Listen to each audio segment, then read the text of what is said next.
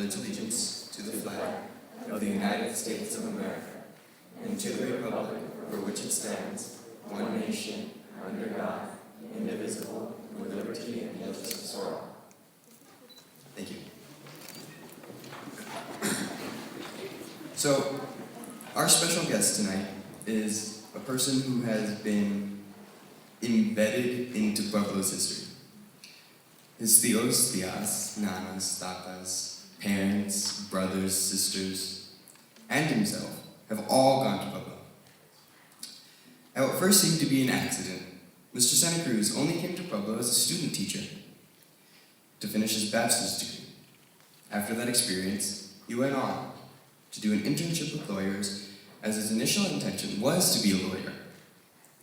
When he realized he did not like that at all, he came back to Pueblo to teach, because he loved it so much. We are all very lucky he did come back. Now he teaches AP US History and American History. Please join me in welcoming Mr. Santa Cruz.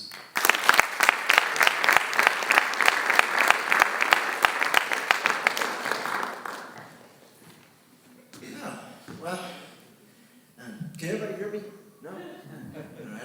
Normally I don't like using these things, but I'm going to start. It's interesting. I was a sponsor, or co-sponsor with Miss Crane for many years, the National Honor Society. And once my kids took up most of my time, the kids I have at home, I refer to them as money suckers. I had to step back, but normally I wasn't involved in this part of the ceremony. I was a food guy. We would have a banquet in the cafeteria, and while people were giving the speeches, me and a team of students was getting the cafeteria ready, and it was often catered, and we'd have a big shindig in the cafeteria. So I never saw, I don't think I ever saw a guest speaker. So I had no clue how long I'm supposed to talk, so I'm going to time myself here. I'm at 6:02. Okay. I typically, my students will tell you that I'm straight to the point, and I hope that this message, really in reality, I'm trying to reach my students. No offense, parents. And it all starts out, I was thinking, I told Miss Crane, I don't know what I'm going to tell them. I often, those who are in my class, especially my AP class, know that I often stop the class and I give little talks. I talk to the kids.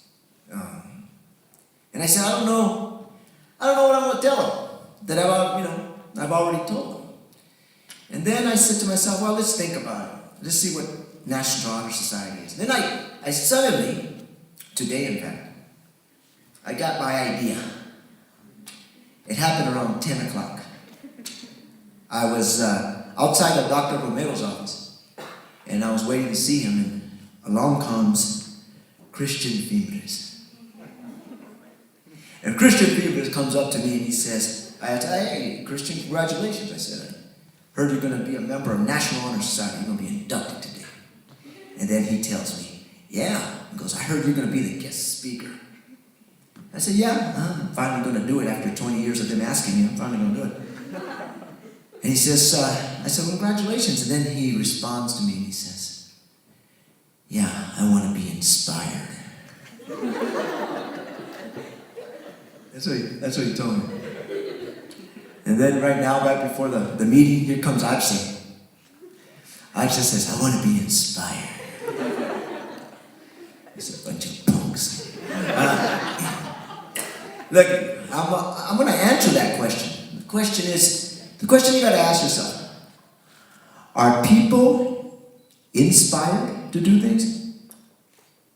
Are they truly inspired to do things? That's something we have to ask ourselves. And that's what I'm going to try to answer. I'm going to try to answer Christian. I'm going to try to answer Iram. And before I begin, folks, let me preface this. I'm going to preface this with a little bit of what I've learned in life. People have always asked, my father and I get into this discussion, and a close friend of mine, we've been doing this since kindergarten. Do experiences shape you? Or do experience reveal who you are? Because it's a very interesting question. If experience shape you, then that means that people experience things in life and who they become is dependent upon what experiences they've had. But if experiences reveal who you are, if they show who you are, then that's very different. Because within the experience, you react. Experience don't really change you. It's a good question. I mean, and I'm going to give you the experience of an old guy to tell you what I've learned about that. Some of you will disagree, some of you will agree, but it's very interesting. Well, here's what I'm going to start off. What does this ceremony mean? I always ask my kids, I said, you have to make inferences. You have to make logical guesses. You have to take data and find out what this means. What does this mean? And you may say, well, it's just a small ceremony. And my parents came and they gave me an award. Okay? But I think it means more than that. I really do. And by the way, I want to say something. I really like the fact that what Miss Crane does with the National Honor Society. My son got into National Honor Society at Tucson High, and the principal didn't even show up. The guest speaker, they didn't have one. And then they just handed out the certificates. It took about 10 minutes, and we were done. And I said, what a disservice. These kids worked hard. They're special kids, and they hand out certificates in 10 minutes. Well, I'm here to tell you people that this ceremony means more than you really understand, especially you teenagers. And here's what I'm going to talk about. What does it mean to be a member of National Honor Society? I'm going to ask you this. Let me ask you a question. You have to have good grades, am I correct? Yeah. And when I was young, people, I wasn't a member of National Honor Society. I was too busy making animal noises in the hall. I wasn't. But the thing is, I did understand one thing. A National Honor Society meant you have to have good grades. That's all I really understood. Not until I became a sponsor or a co-sponsor did I realize the National Honor Society was much more than that. Well, let me ask a question. Who here are the inductees and the people behind me have done community service? Raise your hand. You've done community service. Oh, okay. Who here has been a leader on campus? You've led something, a fundraiser, something of that sort. Class president, something.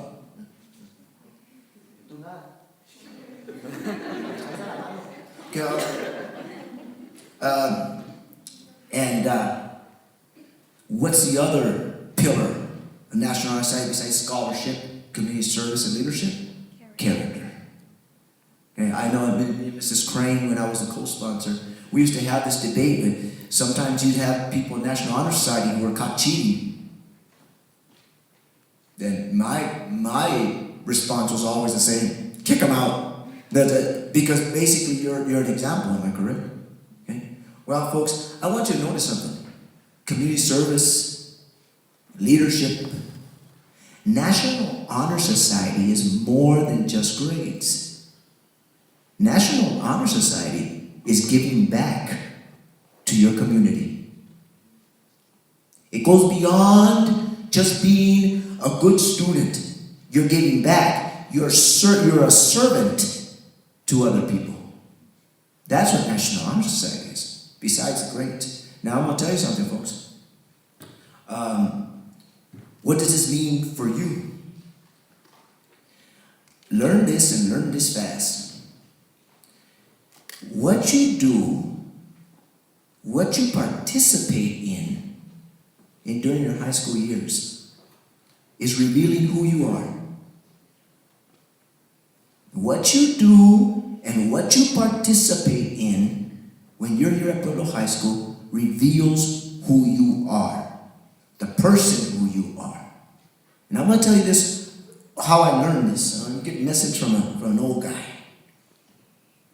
It's been 30 years since I graduated from Pueblo High School, and I've had many experiences then, especially with my former classmates. We just got done with our 30th reunion.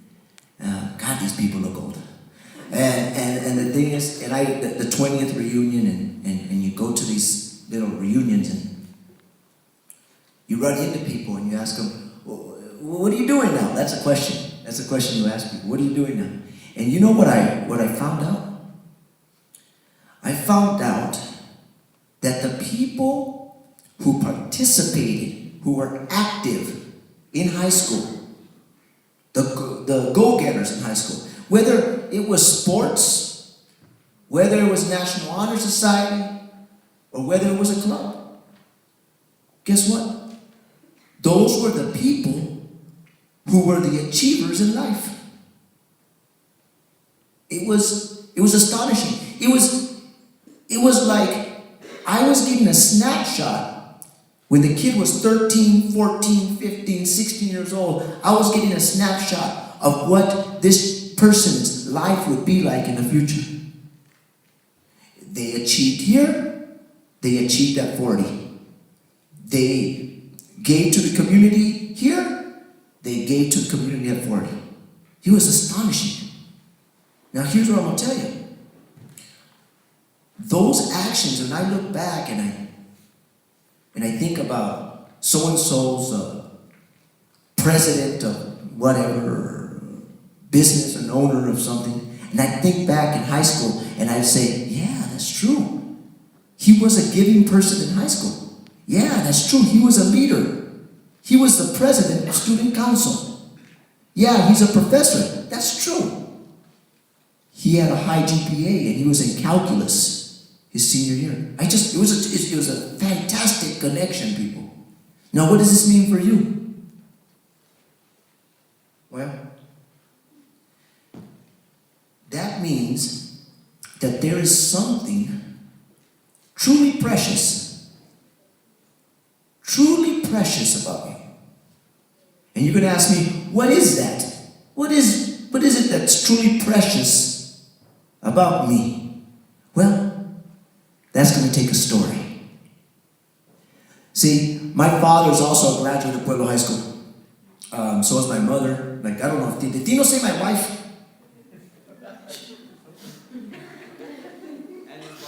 My wife is also a Pueblo grad. In fact, folks, I don't know if you know this, there's been a Santa Cruz on Pueblo's campus. Every year, Pueblo's has existed. Either as a student, as a teacher. Okay, there's been a Santa Cruz. So when I die, it's going to end. But here's what my father does. My father runs the Pueblo Alumni Foundation. Okay, and what they do is they take graduates from Pueblo High School and they honor them. Okay, these people are from the 60s, from the 70s, a few from the 80s. In fact, there's a Hall of Fame. I don't think they call it a Wall of Fame. They call it a Hall of Fame right outside the library. And I think you should go see it. Well, these people, my father, after the people have to submit resumes in order to be honored, these big resumes. And then a committee will pick the people who are admitted. And after they've selected, they usually select 10 or something. These people are impressive people. PhDs, I mean, almost every single one of them has a PhD. Lawyers, doctors, businessmen, politicians. It's just incredible what these people have achieved. I mean, you get resumes, folks. I mean, this person's saying that I graduated from Harvard, then I went to Yale and got my PhD, then I turned 10. One guy got it, he had 2 PhDs, And he was serving in Africa. Could have served anywhere he wanted to. He was serving in Africa. And I don't know, did amazing things in Africa. Gave mouth-to-mouth resuscitation to a squirrel. I don't know what that. But this is just unbelievable stories. A person could be that accomplished. Well,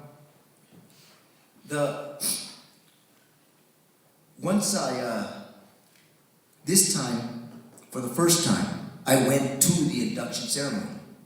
Usually I just would read the resumes and you have to pay like $70 to go, and I'm too cheap to pay, so I didn't go. But my dad was being inducted, so I went to the ceremony. And one of the men who was being inducted, he used to be the principal at Pueblo High School. I think it was Robert Acuña. And Robert Acuña, in his speech, acknowledged one thing. There was a group of Pueblo students that was in the back. I don't know if the Pueblo students paid or someone paid for them, but there was a group of actual Pueblo students that was in the back of the ceremony. Who was there? Okay, you're right there. 1, 2, 3. Anybody else? All right, yes. And you know what he said, I'm very overjoyed that Pueblo students are here to see what Pueblo graduates can do. He says, I hope that what they see here, to use Christians' words, inspire them. Well, I wish I could have said, but my wife always taught me, or tries to teach me, don't say what you're thinking, okay? And I wish I could have stood up and I could have told Mr. Acuña, you know what? Just them being here, hearing the speech, I don't know if that's going to inspire them. Folks, if I could get a dime, a nickel, for every single speech I have been present at, where the speaker's goal was to inspire people, I'd be a rich man. Some of those speeches I've given. And you know what happens? You know the sad thing that happens? Many times there's adults and they're giving these precious gems of knowledge to kids. On purpose. They come and they give these examples and they talk to these kids. I've been in hundreds of them, people. Hundreds of them. And the kid needs what's being told. And guess what happens? Goes in one ear, out the other. It's shocking.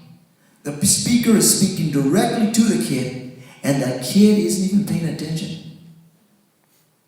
Now, here's my question to you. Why does that happen? Why wouldn't they listen? Here's a message to the parents. Imagine this. Every time you sat down and spoke to your teenager, gave your teenager words of wisdom, do they listen every time? Do they act upon what you say? No. Here's what I would tell Mr. Acuña. And here's what I'm going to tell Arce. And here's what I'm going to tell Christian Fimbres. If you want to be inspired, you must first choose to aspire.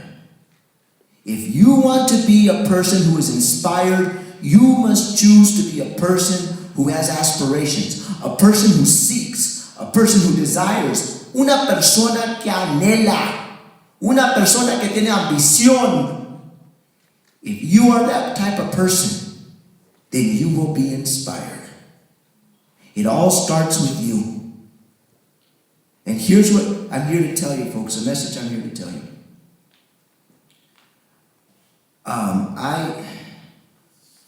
I look back and I'm already on the second page. What I have to say is precious about you. My words will not serve, to inspire you. there's no need. Your actions, your acceptance of being in honor society, of doing community service, of being a leader on school campus, of being a person that shows exemplary character when around you other people are not. You are the people who perhaps someone can inspire. Why? Because you've already chosen to aspire. You've already chosen to be ambitious. You have already chosen to be somebody. You have already chosen to dream. And that is what makes you different. That is what makes you special. And I hope you understand this to the bottom of your core. You are different. You are different. You are special because you choose to aspire and do. And there ain't nobody who would ever take that away from you, because that is you. It is you. I'm here to honor you, not because of your induction into this prestigious organization. That's great. I'm here to honor you because I want to give testament of who you are. That's why I'm here. Now, I hope, in closing, I hope that you, in the future, when you go to that Hall of Fame, down there in the library, I hope you aspire to be like those people that are on that wall. And I don't want you to aspire to have their PhDs. That's good. That's good to have a PhD. I don't want you to aspire to own a business, and have a lot of money. That's good. But here's the question I'm going to ask you. What good is it to have a PhD and you don't use it to help others? It happens. What good is it to become a millionaire and have a big fat bank account and you don't use it to help the community? What good is it to become a lawyer and win all these huge cases and you don't help poor people in the community? What good is it? You must aspire, reach, seek to not only achieve, but achieve for others. But to achieve for others. ¿Entienden? Now, when I hope that this message reaches you, and I'll close by giving you a message that I always tell my AP students, and it's a quote that I really enjoy. It's from James Baldwin. And I want you to think about this quote when you're in your dorm room, or you're struggling with your grades, or you're struggling with the indecision what you want to do in life, or what you want to do when life gets you down. He said, people pay for the consequence. They pay for the consequences of their actions. Yes, they do. People pay for the consequences of their actions. They do so by the lives that they choose to lead and the individuals they allow themselves to become. You want to be somebody? You want to give back to the community? You want to achieve? Then make it happen. Because you're the one in control. Thank you very much for your attention.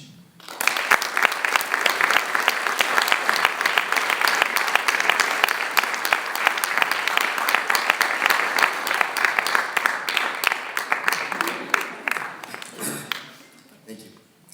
Melissa Slava will now speak about the history and development of National Honor Society.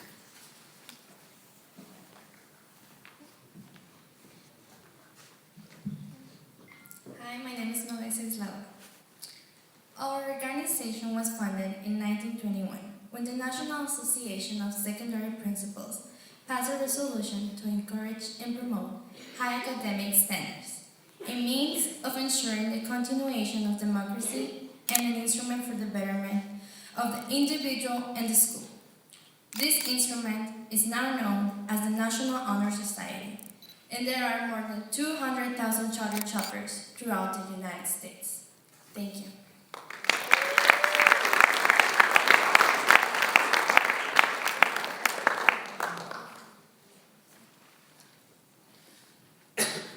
Sorry.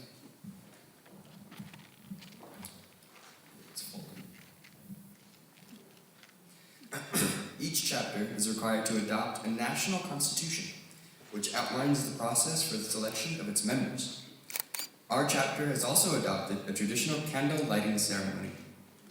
I, Valentino Lugo, will now light the center candle. This candle represents the eternal light of knowledge. 4 other candles that represent the foundation for the National Honor Society surround it.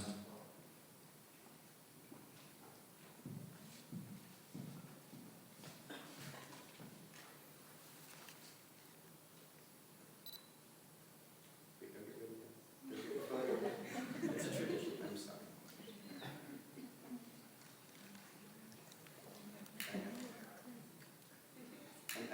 Oh. Is that good enough? Can you guys see it? That's all you get.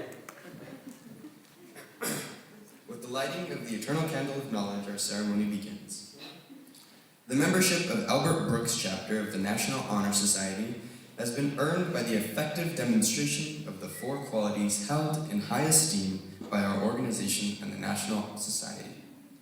4 of our members will review these qualities for the candidates and our guests. The first quality is scholarship.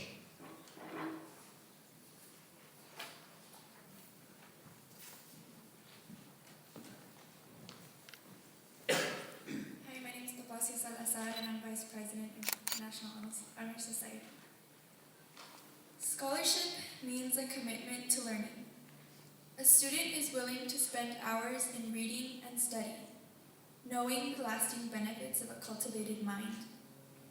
We should continue to learn even when formal education has ended, for education ends only with life.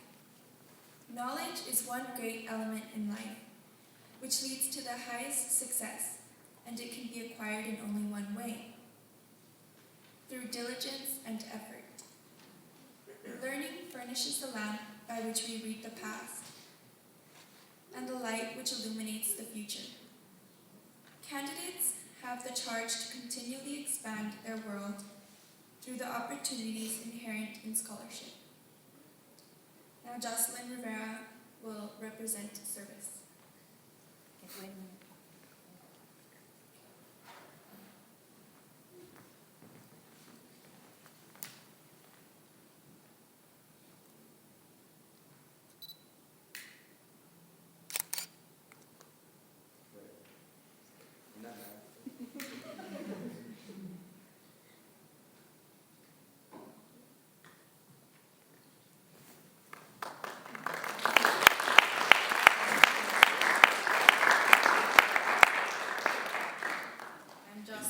Rivera. My office is service. Service can be described in various ways. In the routine of the day's work, many opportunities arise to help others. Willingness to work for the benefit of those in need without monetary compensation or without recognition is the quality we seek in our membership. We are committed to the idea of volunteering, our time and abilities to the creation of a better tomorrow. Now we will have Jessica Martinez, who will represent leadership.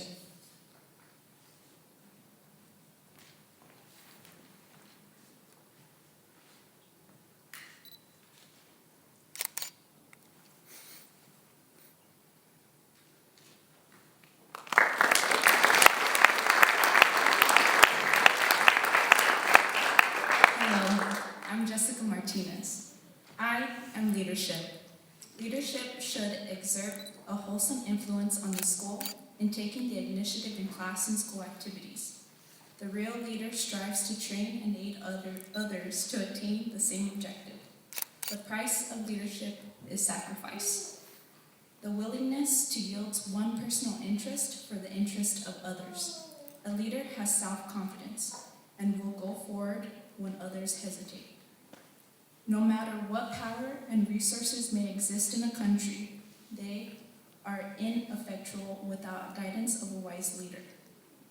Leadership is always needed. Thus, to lead is a substantive charge to each of our members and to the candidate. Now, Romeo Toige will represent character.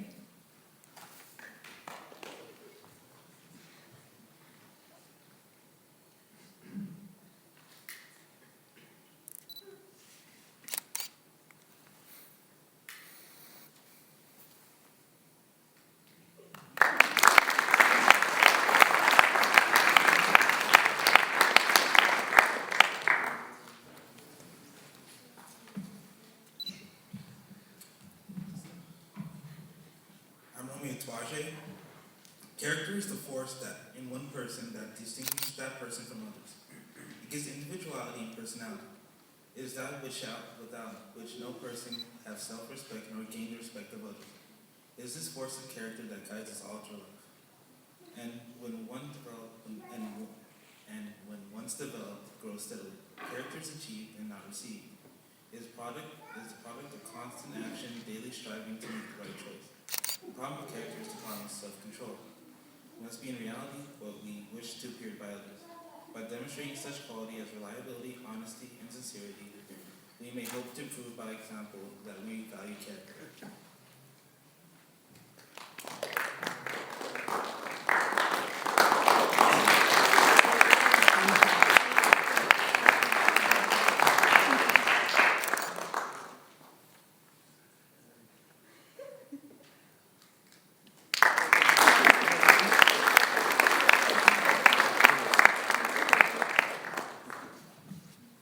At this time, I ask the initiates to please stand and repeat the pledge after me.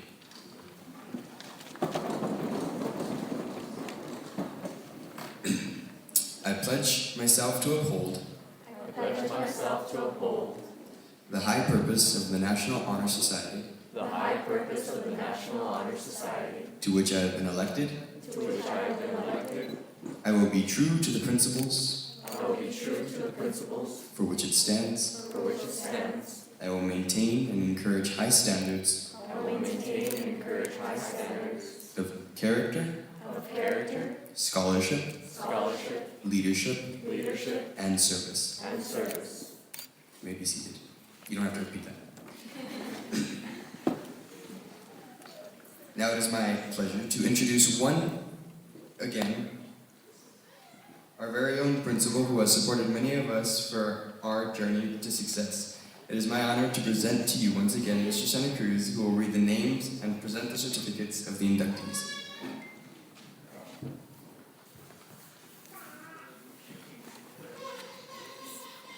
Can I call your name? Please You come guys up. go.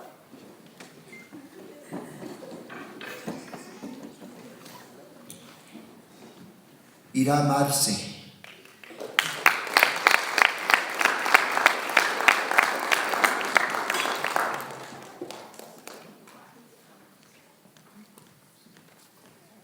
Zedaida Carlin.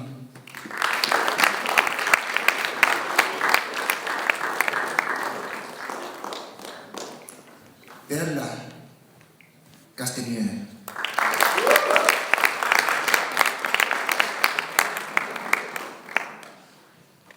Noemí de la Rosa.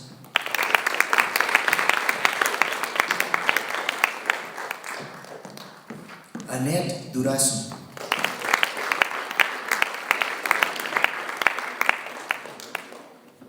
Christian Fimbres.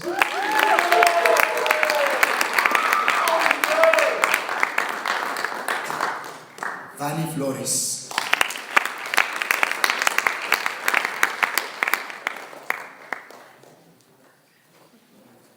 Marcela Fuerte Velasco.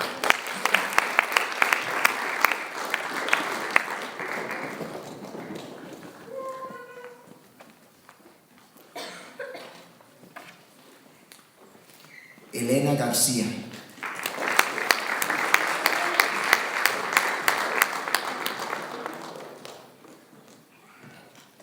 Sarina Miranda.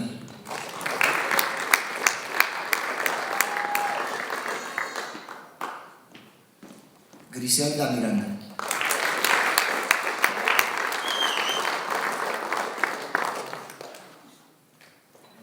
Samantha Moreno.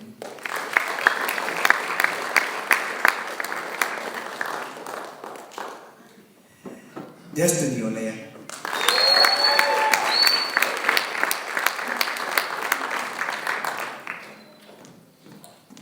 Lisbeth Okita.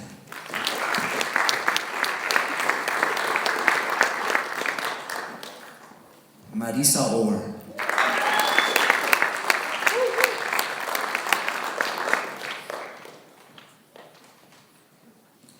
Amanda Rivera.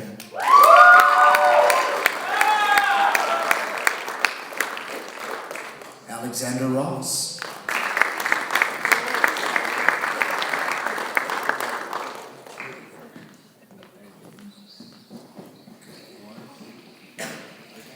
I have, all right, Selena Sanchez.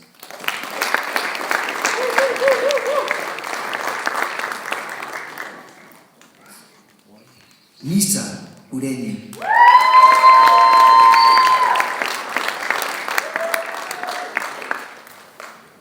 Paola Vargas.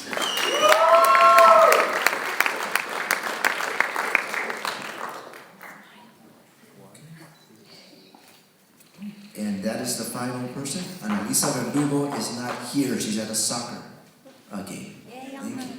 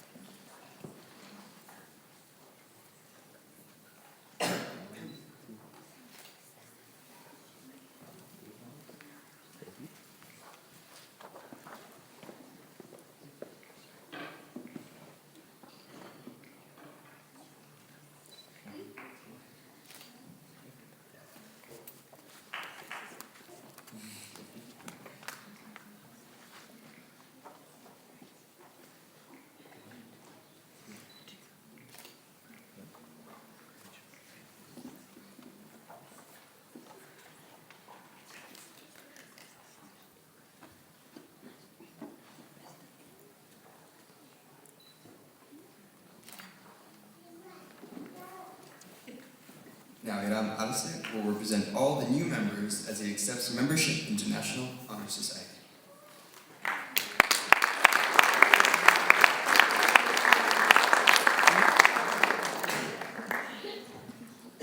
Good evening. On behalf of all the initiates, in accepting our invitation, we agree to uphold the high traditions of the National Honor Society and to promote them among our fellow students. Thank you.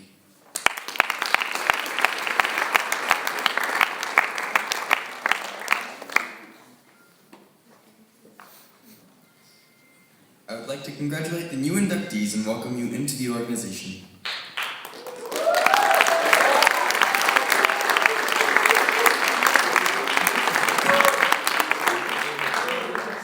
new inductees, members of their families, and distinguished guests, please welcome us for a dinner at Peter Piper Pizza, the one right there. This may seem unusual, but National Honor Society is sponsoring the Pima Animal Care Center this year. A percentage of each purchase of Peter Piper will go directly to helping out the animals. Be sure to eat a lot, and thank you.